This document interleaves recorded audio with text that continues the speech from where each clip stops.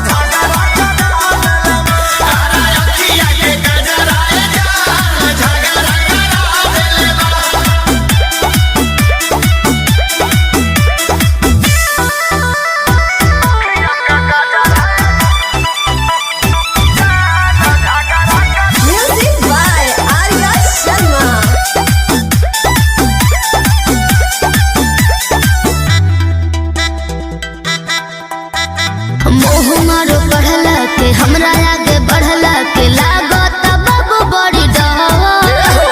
झूठे पढ़े जात बाड़ू तब तू डेरात बाड़ू, पहले बाड़ू जानू भगवा तहरा कहला से पढ़ल का छोड़ दी हो। तब बोलो कवना के देह धके तोड़ दी हो।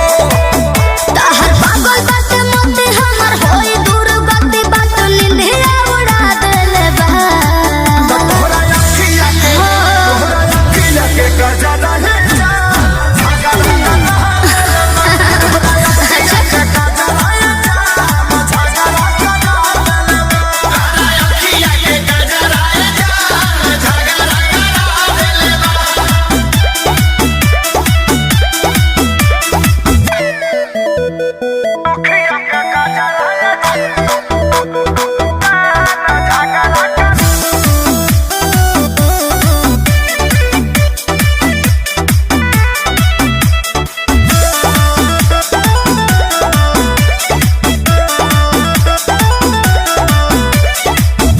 सपोर्ट खाती मारी हो ढलाल हाला करे कानमा के बहाली। अरे हो बोल कहिया ने झगड़ा के टाली रहिया चलत में लागेलू अमर पाली।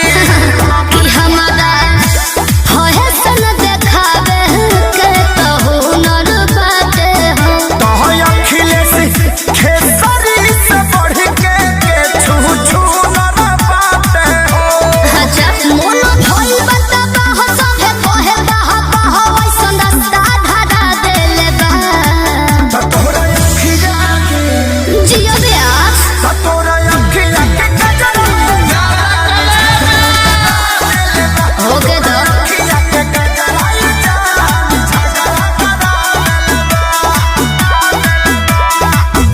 संजय विवेक जिला झुराइल महंगा पड़ जाइए बाबी।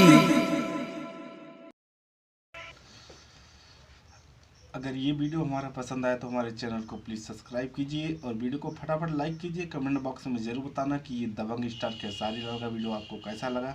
चलिए यहाँ पर वीडियो ख़त्म होता है। नमस्कार, प्रणाम, मिलते हैं आपसे नेक्स्ट वीडियो में।